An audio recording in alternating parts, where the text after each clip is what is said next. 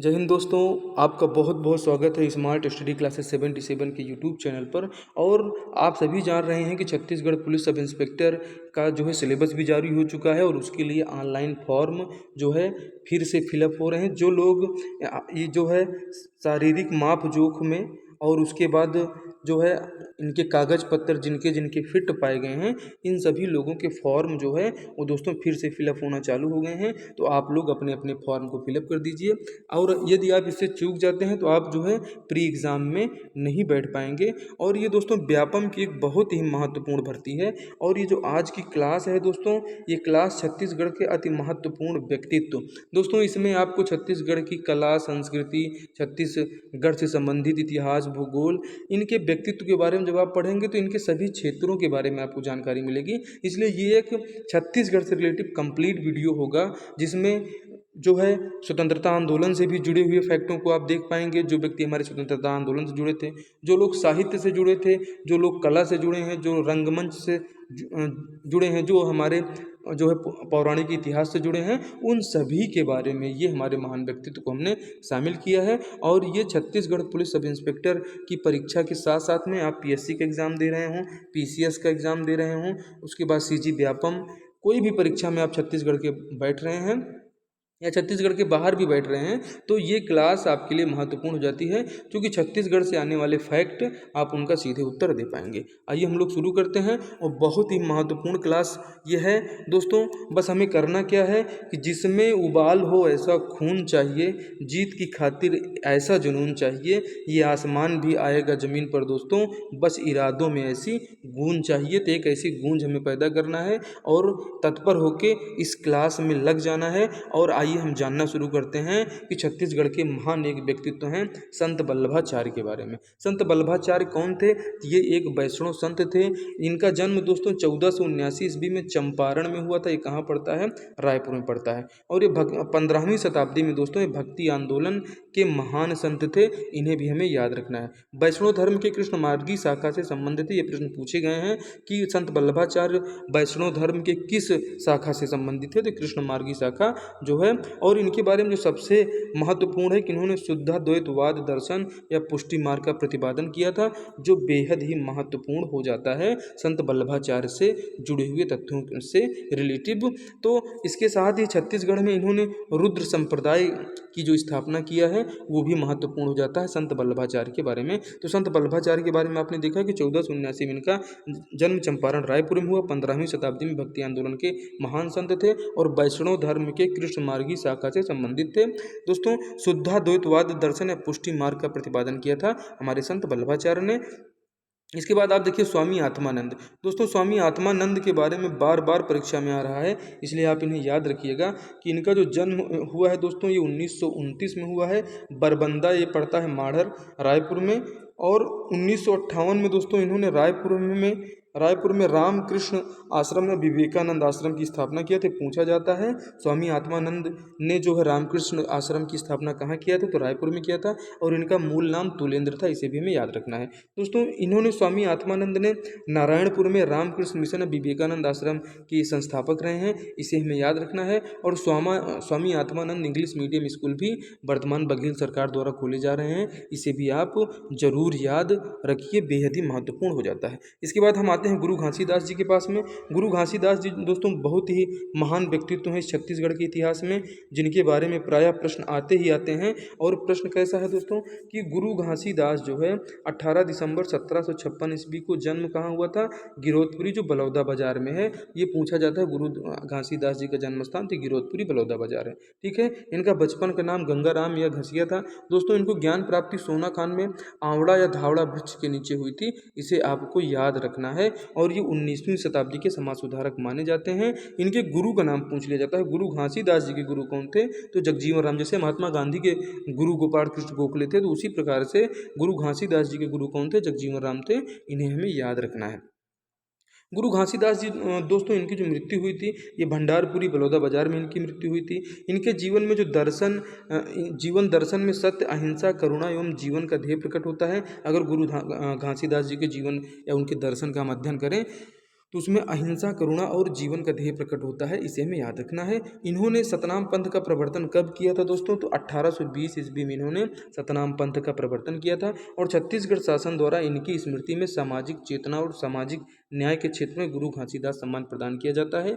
ये भी बेहद महत्वपूर्ण हो जाता है हमारी आगामी परीक्षा के लिए। इसके बाद हम आ जाते हैं संत गाहिरा गुरु। ये भी छत्तीसगढ़ के इतिहास में बहुत महत्वपूर्ण व्यक्तित्व हैं। इनका मूल नाम रामेश्वर था दोस्तों, और एक ग्राम गहिरा लैलूंगा, जिला रायगढ़ में इनका जन्म हुआ था। आदिवासियों के उत्थान के लिए इन्होंने उल्लेखनीय कार्य किया था और पर्यावरण के क्षेत्र में भी महत्वपूर्ण योगदान दिया था। इसीलिए दोस्तों छत्तीसगढ़ शासन द्वारा इनकी स्मृति में पर्यावरण संरक्षण के क्षेत्र में जो है संत गाहिरा गुरु सम्मान प्रदान किया जाता है। पर्यावरण के क्षेत्र में, पर्यावरण में महत्वपूर्ण योगदान देने के कारण इसे अब हमें याद रख लेना है। इसके बाद हम आ जाते हैं संत जो है धनी धर्मदास पे। तो धनी धर्मदास दोस्तों बेहद ही महत्वपूर्ण है।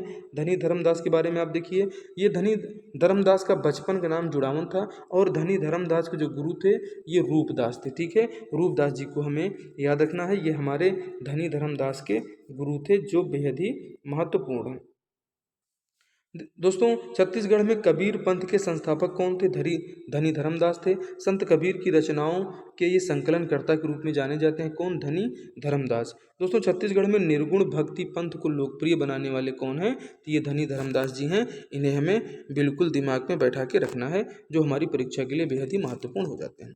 इसके बाद हम देखते हैं चूड़ामणि साहब को। दोस्तों चूड़ामणि साहब बेहद ही महत्वपूर्ण हैं और चूड़ामणि साहब के बारे में हम देखें, ये कबीर पंथ की गुरु गद्दी वंश परंपरा के प्रथम आचार्य हैं। चूड़ामणि साहब जो कबीर पंथ की गुरु गद्दी की वंश परंपरा है उसके प्रथम आचार्य हैं।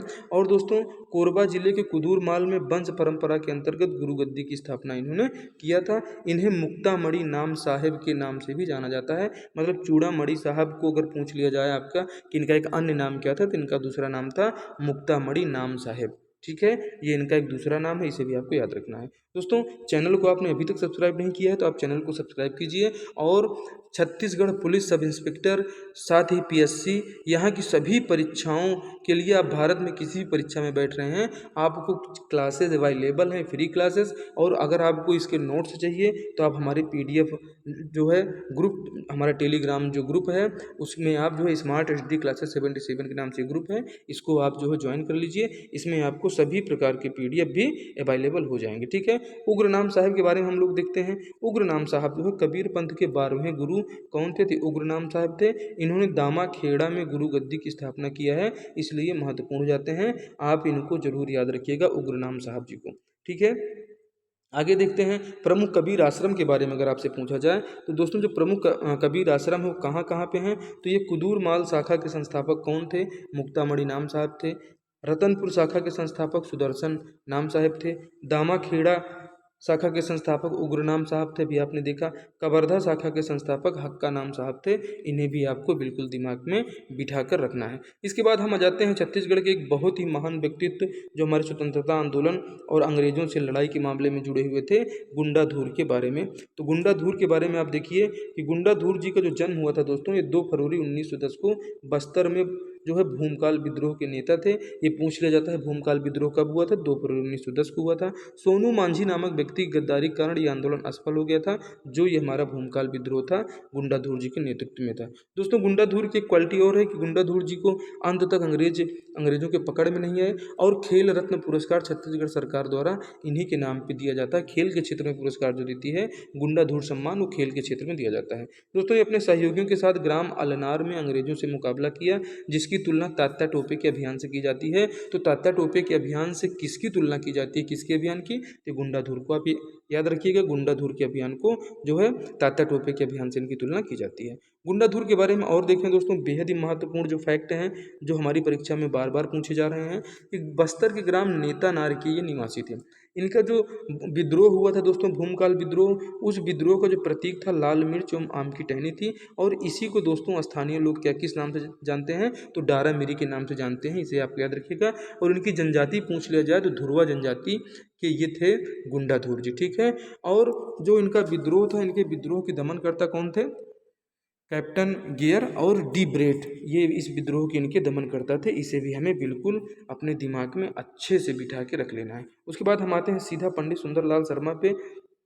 पंडित सुंदरलाल शर्मा दोस्तों, इनका एक प्रसिद्ध नारा है, सत्य से मत डिगो चाहे जियो या मरो, सत्यमेव जयते।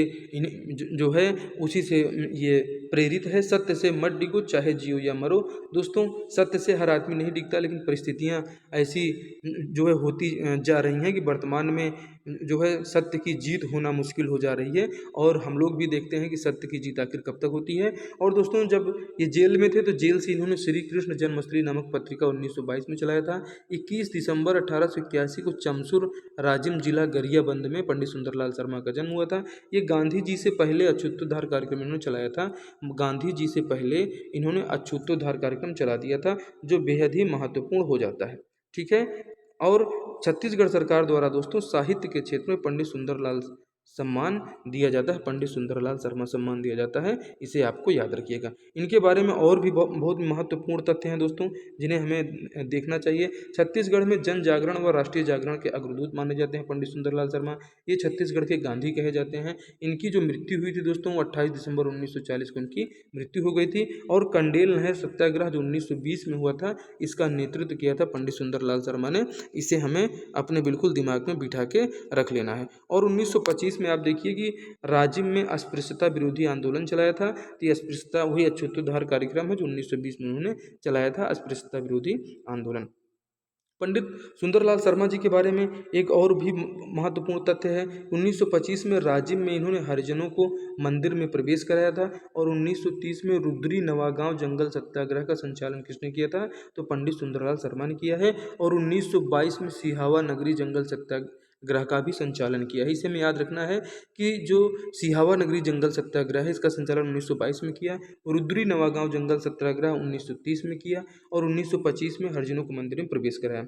1906 में दोस्तों इन्होंने सन्मित्र मंडल की स्थापना किया, जो बेहद महत्वपूर्ण बार बार परीक्षा में पूछे जाते हैं। और 1925 में राज्य में अस्पृश्यता विरोधी आंदोलन चलाया, इसको आपने देखा है।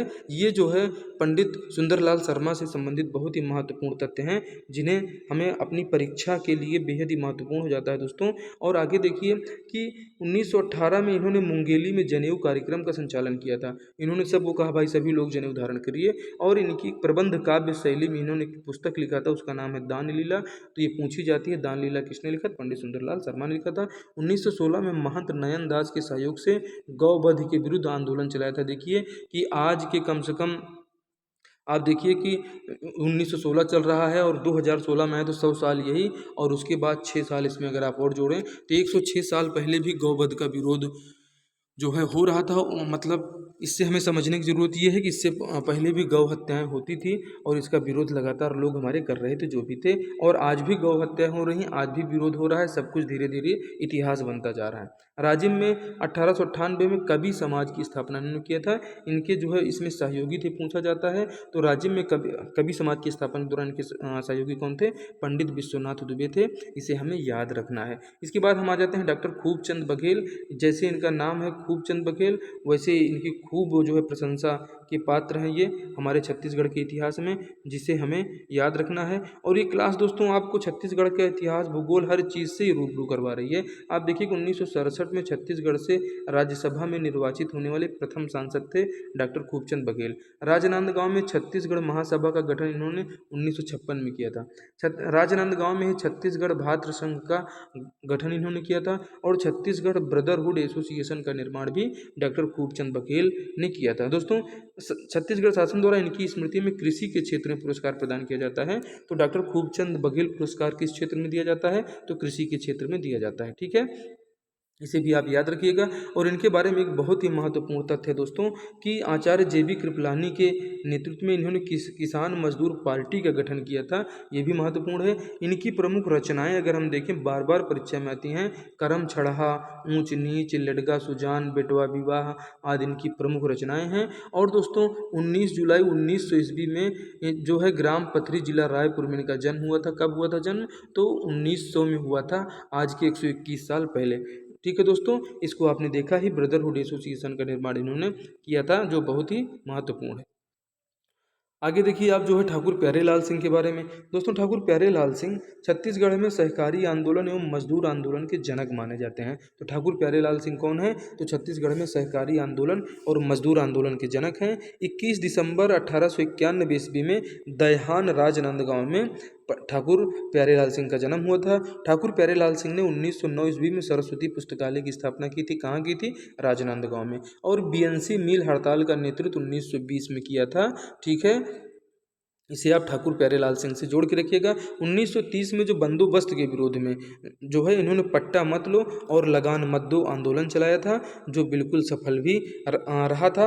और आगे देखिए कि 1945 में छत्तीसगढ़ में भूदान आंदोलन और सर्वोदय आंदोलन की कमान संभालने वाले हमारे ठाकुर प्यारेलाल सिंह हैं। तो ठाकुर प्यारेलाल सिंह के बारे में और भी महत्वपूर्ण तथ्य हैं, इन्हें आप बिल्कुल देखिए, जो कि बेहद ही महत्वपूर्ण है कि 1923 में नागपुर में सत्याग्रह आंदोलन चलाया था। कौन? ठाकुर प्यारेलाल सिंह ने, वर्ष 1923 में। 1945 ईस्वी में जो छत्तीसगढ़ बुनकर सहकारी संघ की स्थापना किया था ठाकुर प्यारेलाल सिंह ने, और ये छत्तीसगढ़ राज्य के प्रथम मजदूर संघ के नेता भी थे। ठीक है, छत्तीसगढ़ में सहकारिता आंदोलन और मजदूर आंदोलन के जनक माने जाते हैं। ये प्रश्न ऐसे ही पूछ लिए जाते हैं। 1945 में आपने देखा कि छत्तीसगढ़ बुनकर सहकारी संघ की स्थापना किया, जो हमारी परीक्षा के लिए बेहद ही महत्वपूर्ण है कि छत्तीसगढ़ बुनकर सहकारी संघ की स्थापना किसने किया? ठाकुर प्यारेलाल सिंह ने किया। कब किया? तो साल 1945 में किया। इसके बाद हम आ जाते हैं पंडित रविशंकर शुक्ल। दोस्तों ये क्लास आप अंत तक देखिए और इसके बाद आप इस क्लास के अंत में ये समझ पाएंगे कि वाकई में ये क्लास बेहद ही महत्वपूर्ण है और कोई भी फैक्ट हमारे इन महान स्वतंत्रता सेनानियों, हमारे छत्तीसगढ़ के महान व्यक्तित्वों के बारे में कुछ भी छूटने वाला नहीं है। रविशंकर शुक्ल के बारे में देखें दोस्तों, 2 अगस्त 1877 ईस्वी को सागर मध्य प्रदेश में पंडित रविशंकर शुक्ल का जन्म हुआ था। इन्होंने कान्य कुब्ज सभा की स्थापना 1912 में किया था और राष्ट्रीय विद्यालय की स्थापना वर्ष 1921 में इन्होंने किया था। दोस्तों नागपुर में झंडा सत्याग्रह का छत्तीसगढ़ से नेतृत्व किसने किया था? तो पंडित रविशंकर शुक्ल ने किया था और इस साल था वर्ष 1923। दोस्तों 1930 में रायपुर में नमक सत्याग्रह आंदोलन का नेतृत्व किया। साथ ही दोस्तों इस सविनय अयोग्य आंदोलन के दौरान इन्होंने जो है रायपुर से नेतृत्व किया था। इसे भी हमें याद रखना है कि रायपुर से नेतृत्व किसने किया था सविनय अयोग्य आंदोलन का? तो वो पंडित रविशंकर शुक्ल ने किया है, इसे हमें याद रखना है। पंडित रविशंकर शुक्ल के बारे में एक बहुत ही महत्वपूर्ण जो तथ्य है दोस्तों कि द्वितीय सविनय अयोग्य आंदोलन के दौरान ये प्रथम डिटेक्टर नियुक्त हुए थे, इसे हमें याद रखना है। और जब 1937 में सीपी एंड बरार प्रांत में खरे मंत्रिमंडल में ये शिक्षा मंत्री थे, इसे भी याद रखना है। और 1947 स्वतंत्रता प्राप्ति के दिन नागपुर के सीताबर्डी में इन्होंने झंडा फहराया था, बेहद ही महत्वपूर्ण है, ये प्रश्न पूछा जा सकता है। ठीक है, और नवगठित मध्य प्रदेश के पहले मुख्यमंत्री वर्ष 1956 1 नवंबर को कौन बने? तो पंडित रविशंकर शुक्ल बने। और 1937 में जब ये शिक्षा मंत्री थे जो है सीपी एंड बरार प्रांत में, तो इन्होंने विद्या मंदिर योजना चलाया था, जो कि बार बार परीक्षा में पूछी जाती है। विद्या मंदिर योजना किसने चलाया था? तो वो हमारे पंडित रविशंकर शुक्ल ने चलाया था। और दोस्तों इनके बारे में एक बेहद ही महत्वपूर्ण तथ्य है कि छत्तीसगढ़ सरकार द्वारा, आप देखिए, सांप्रदायिक सौहार्द और सद्भावना हेतु पंडित रविशंकर शुक्ल सम्मान प्रदान करती है। दोस्तों ये छत्तीसगढ़ में होने वाली सभी परीक्षाओं के लिए बेहद ही महत्वपूर्ण क्लास है और आप दोस्तों अपने दोस्तों में शेयर कीजिए। और चैनल को आपने सब्सक्राइब नहीं किया है तो ज़रूर इसको सब्सक्राइब कर लीजिए और बताइए कि मेहनत आपको कैसी लगी, इसमें कितनी मेहनत है और कितना फ़ायदेमंद आप सभी के लिए है। दोस्तों बामरराव लाखे का जो जन्म हुआ था वो 1872 ईस्वी रायपुर में हुआ था और इन्हें लोकप्रिय के नाम से भी जो है जानते हैं और ये लोकप्रिय की उपाधि इन्हें मिली थी साल 1920 में। बलौदाबाजार में किसानों को शोषण से मुक्ति दिलाने हेतु इन्होंने कोऑपरेटिव राइस मिल की स्थापना किया था और राय साहब की इनको उपाधि मिली थी जो 1916 में मिली थी। लेकिन असहयोग आंदोलन के दौरान इन्होंने जो उपाधियां लोग त्यागे हैं, उन उपाधियों में इन्होंने राय साहब की उपाधि बामरराव लाखे जी ने त्याग दिया था। ये भी बहुत महत्वपूर्ण हो जाता है। दोस्तों इसके बाद एक महत्वपूर्ण तथ्य है कि रायपुर में कोऑपरेटिव सेंट्रल बैंक की भी स्थापना इन्होंने किया था। आप देखिए कोऑपरेटिव राइस मिल की स्थापना कहाँ किया था? बलौदाबाजार में किया था। और रायपुर में कोऑपरेटिव सेंट्रल बैंक की स्थापना 1913 में किया है, इसे भी आपको याद बिल्कुल रखना है। इसके बाद हम आ जाते हैं सीधा बामनराव लाखे के बारे में। दोस्तों अंत तक आप क्लास जरूर देखें और हमें बताएं कि क्लास आपको कैसी लग रही है और इस क्लास की गुणवत्ता क्या है। ठीक है दोस्तों 1930 ईस्वी में सविनय अवज्ञा आंदोलन के दौरान युधिष्ठिर या धर्मराज की उपाधि किसको मिली थी? तो बामनराव लाखे जी को मिली थी, इसे हमें याद रखना है। बामनराव लाखे का ये भी तथ्य पूछा जाता है, ठीक है, इसलिए हमें इसे याद रखना है। इसके बाद हम आ जाते हैं मिनी माता जी को देखते हैं। मिनी माता जी दोस्तों हमारे छत्तीसगढ़ के इतिहास में बेहद ही महत्वपूर्ण है और इनसे जो है एग्जाम में क्वेश्चन पूछे ही जाते हैं। इनका मूल नाम मीनाक्षी था और 1972 में विमान दुर्घटना में इनकी मृत्यु हो गई थी। इनके बारे में जानिए दोस्तों, छत्तीसगढ़ की प्रथम महिला सांसद है जिनका जन्म असम में हुआ था, ना कि छत्तीसगढ़ में। इनका जन्म कहाँ हुआ था? असम में हुआ था। 1952 में रायपुर निर्वाचन क्षेत्र से निर्वाचित हुई थी। मतलब आप देखिए प्रथम जो लोकसभा के चुनाव हुए थे, प्रथम लोकसभा चुनाव में जो है मिनी माता का चयन हमारे वर्तमान छत्तीसगढ़ की राजधानी रायपुर से हुआ था। और आप सभी जानते हैं कि विधानसभा का जो नाम है वो इन्हीं के नाम पे रखा गया है, मिनी माता। ठीक है, छत्तीसगढ़ विधानसभा का जो नाम है वो इन्हीं के नाम पर रखा गया है, इसे भी हमें याद रखना है। मिनी माता दोस्तों ये हम सभी जानते हैं छत्तीसगढ़ की प्रथम महिला सांसद हैं। हंसदेव बांगो जलाशय का नाम भी मिनी माता के नाम पर ही रखा गया है। और छत्तीसगढ़ सरकार द्वारा महिला उत्थान के क्षेत्र में दोस्तों उल्लेखनीय कार्य हेतु मिनी माता सम्मान दिया जाता है। मिनी माता, ठीक है, आप मिनी जो है और बहुत सारी चीज़ होती हैं, मिनी बस भी रायपुर में बहुत चलती हैं। तो आप ये देखिए कि मिनी माता सम्मान जो है महिलाओं के क्षेत्र में उत्कृष्ट योगदान के लिए दिया जाता है। हंसदेव बांगो जलाशय का नाम भी मिनी माता के नाम पे रखा गया है, जो छत्तीसगढ़ की प्रथम महिला सांसद हैं। इसके बाद हम सीधे आ जाते हैं ई राघवेंद्र राव जी के पास में, जो छत्तीसगढ़ के इतिहास के एक बहुत ही महत्वपूर्ण और बहुत ही प्रभावशाली व्यक्तित्व हैं, बहुत ही पढ़े लिखे व्यक्ति हैं। इनके बारे में आपको बताते हैं। 1937 में मध्य प्रांत के गवर्नर नियुक्त हुए थे। इनका जन्म कामठी नागपुर में हुआ था, जो बाद में बिलासपुर में आके बस गए थे। दोस्तों छत्तीसगढ़ स्वतंत्रता संग्राम के दौरान इन्होंने बिलासपुर से नेतृत्व किया है ई राघवेंद्र राव ने। और 1941 में वायसराय की कार्यकारिणी में शामिल होने वाले छत्तीसगढ़ से एकमात्र सदस्य थे। और इनका टैलेंट आप देखिए कि छत्तीसगढ़ में अभी पीएससी का एग्ज़ाम निकालना बच्चों के लिए मुश्किल हो रहा है, और छत्तीसगढ़ के प्रथम आईसीएस थे। ठीक है, इंडियन सिविल सर्विस अंग्रेजों के समय में इसको कहा जाता था। ये इंडियन सिविल सर्विस के जो है चयन होने वाले प्रथम व्यक्ति थे। ठीक है, इसके बाद आते हैं शहीद वीर नारायण सिंह, जिनके बारे में बारंबार प्रश्न आ रहे हैं। इनका जन्म सोना खान बलौदा बाजार में हुआ था दोस्तों, बिंजवाड़ जनजाति से ताल्लुक़ रखते हैं। सोना खान विद्रोह 1856 ईस्वी में हुआ था, जिसमें स्मिथ के नेतृत्व वाली सेना ने शहीद वीर नारायण सिंह को गिरफ्तार किया था। और इनको गिरफ्तारी के बाद जय स्तंभ चौक रायपुर में इनको 10 दिसंबर 1857 को फांसी दे दी गई थी। ये जो है बहुत ही महत्वपूर्ण रहे शहीद वीर नारायण सिंह। शहीद वीर नारायण सिंह के सम्मान में दोस्तों हमारी छत्तीसगढ़ सरकार बहुत ही महत्वपूर्ण सम्मान प्रदान करती है, उसे भी हम आपको बताएंगे। महासमुंद जिले में कोडार बांध का नाम वीर नारायण सिंह बांध रखा गया, इसे हमें याद रखना है। छत्तीसगढ़ स्वतंत्रता आंदोलन के प्रथम शहीद माने जाते हैं वीर नारायण सिंह। छत्तीसगढ़ सरकार द्वारा आदिवासी उत्थान के क्षेत्र में इनके नाम पर सम्मान देते हैं, क्योंकि बिंजवाड़ जनजाति के थे, एक जो है आदिवासी थे, और इसीलिए आदिवासी उत्थान के क्षेत्र में जो कार्य करता है उसे जो है शहीद वीर नारायण सिंह सम्मान दिया जाता है। बैरिस्टर छेदीलाल सम्मान दोस्तों, बैरिस्टर छेदीलाल सम्मान, बैरिस्टर छेदीलाल एक बहुत ही महत्वपूर्ण व्यक्ति हैं जिनका व्यवसाय वकालत था, और इनकी किताब बार बार पूछी जाती है, हालैंड का स्वाधीनता इतिहास, तो इसको बैरिस्टर छेदीलाल ने लिखा। इनका जन्म अकलतरा जांजगीर चांपा में हुआ था। 1946 ईस्वी में संविधान निर्मात्री जो सभा है उसके लिए निर्वाचित हुए थे। और 1915 में मदन मोहन मालवीय से प्रेरित होकर बिलासपुर में इन्होंने सेवा समिति का गठन किया था, इसे भी हमें याद रखना है। इसके बाद हम देखते हैं यति यतन लाल जैन को। यति यतन लाल जैन दोस्तों ये छत्तीसगढ़ में अहिंसा के अग्रदूत माने जाते हैं, जिनका जन्म बीकानेर राजस्थान में हुआ था। और महासमुंद में विवेक वर्धन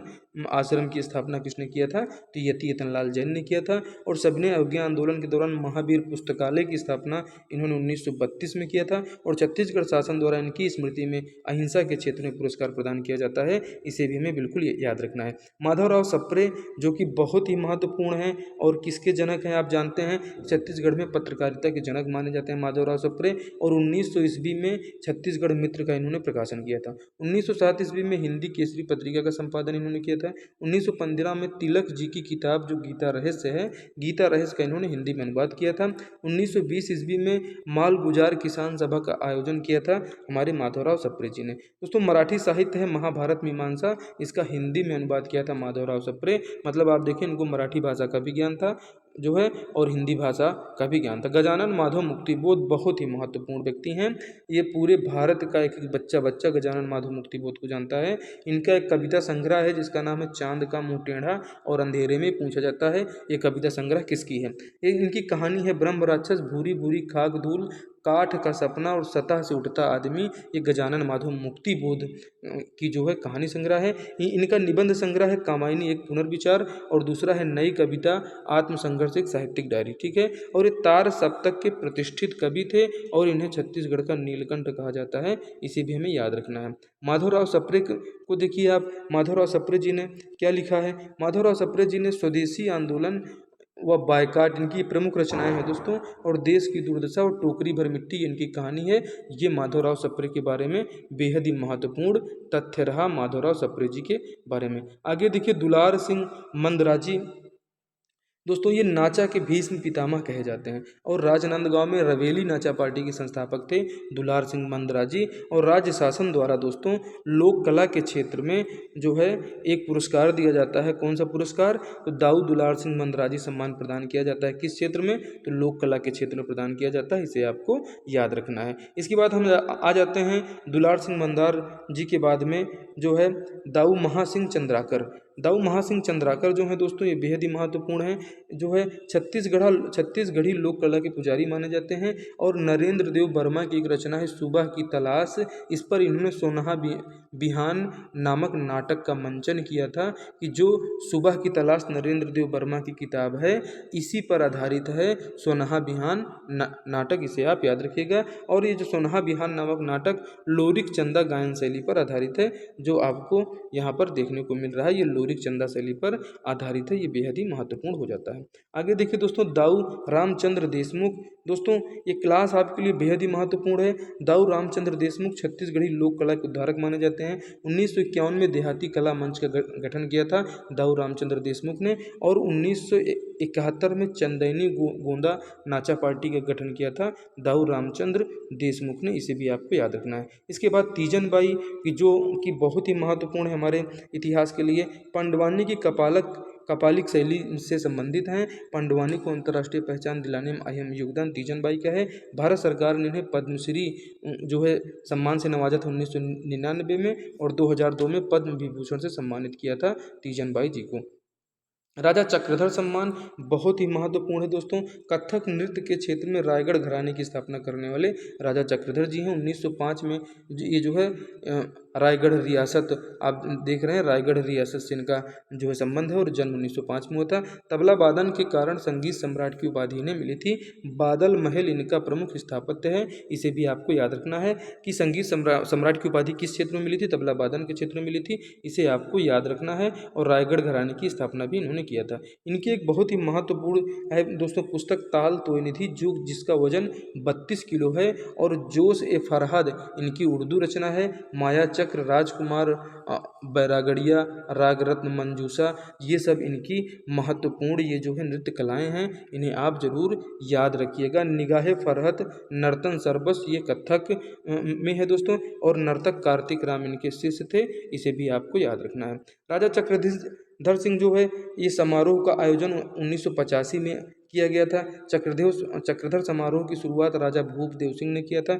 चक्रधर समारोह का आयोजन इनकी स्मृति में प्रत्येक वर्ष गणेश चतुर्थी के अवसर पर किया जाता है। इसे आपको याद रखना है। गणेश चतुर्थी के अवसर पर चक्रधर समारोह का आयोजन किया जाता है। झाड़ू राम देवांगन को देखिए जो छत्तीसगढ़ में पांडवानी के पितामह कहे जाते हैं झाड़ू राम देवांगन। और पांडवानी की बेदमती शैली से रिलेटिव हैं। इससे पहले कपालिक शैली से रिलेटिव थी तीजन बाई, उन्हें आपने देखा। और पांडवानी को विदेश में जो है प्रतिष्ठित करने के लिए ये हमेशा याद किए जाएंगे। ये दोस्तों क्लास आपको कैसी लगी? बेहद ही महत्वपूर्ण क्लास थी दोस्तों।